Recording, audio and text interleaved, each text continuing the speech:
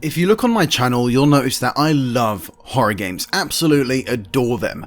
Throw any horror game at me and I've probably played it, but this game right here, titled Call-In, developed by Hudson Soft and published by Konami, has to be one of the most boring and shameful attempts of a game in the survival horror genre. And I don't review bad games, but this one caught me by surprise. And with that said, let the review begin. Let's begin with story, and everyone loves a good story in a horror game, something that really hooks you in and keeps you close. Unfortunately for you though, the story found in Call-In is quite unoriginal. If you've seen horror films such as Ringu or Ju-On the Grudge, then guess what? You've basically played this game.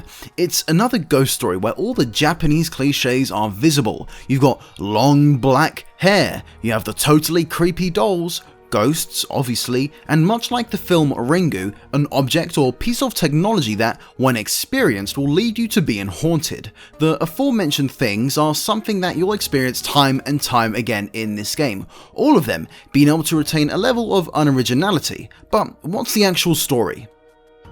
Well, there's this website called The Black Page, and within it, a certain amount of visitors are able to find themselves within a chat room, a haunted chat room, which allows them to communicate with the dead.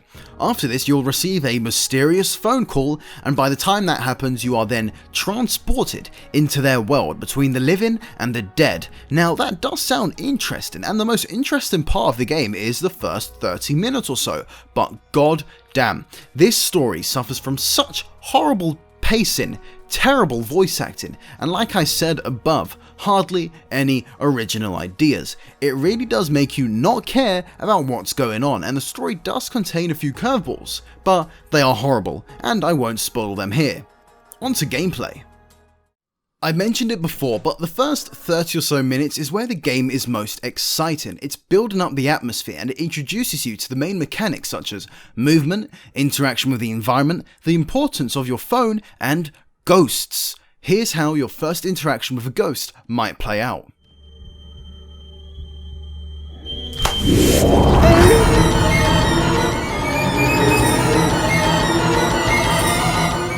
Seems kinda creepy, right? Ghost comes out of nowhere and tries to attack you?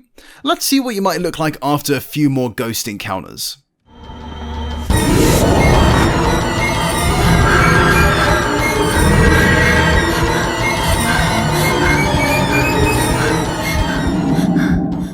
What I'm trying to show you is that Call-In is very samey in the way it deals with ghost encounters. Every time you face a ghost, it's as simple as doing a bit of the waggle waggle with the Wiimote, and that's about it. You would have to be the slowest person alive to fail in this game, because all you do, like I mentioned before, is shake the Wiimote till they're gone, and you can go about exploring again. And before I forget, you'll be doing a lot of exploring, so get ready. The majority of the game is going from point A to point B, picking up important items, notes, and avoiding the deadly ghosts, which all in all is bloody boring, and the game makes no effort to hide the fact that it ran out of ideas in the first half hour of gameplay. Other than gameplay, the game itself actually handles pretty well, surprisingly. The controls are smooth, graphics are okay, along with the lighting effects, and it's got the usual creepy sounds and vibes playing in the background. So the foundation for a decent horror game is there, but it's never built upon. To conclude this short review, Call-In is a game that is certainly not worth the price. If you're willing to blow about £40 or so for a used copy, because that's how much this game usually goes for, get ready for a bland and repetitive horror gameplay experience with no thrills and no scares. You're better off just picking up a game like Silent Hill 2 or even Silent Hill Shattered Memories.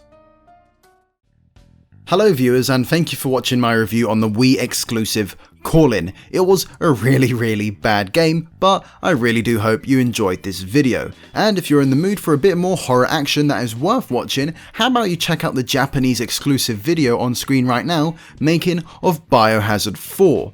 The video also contains a bunch of extra goodies too, so make sure to check the description. But I'll catch you guys later.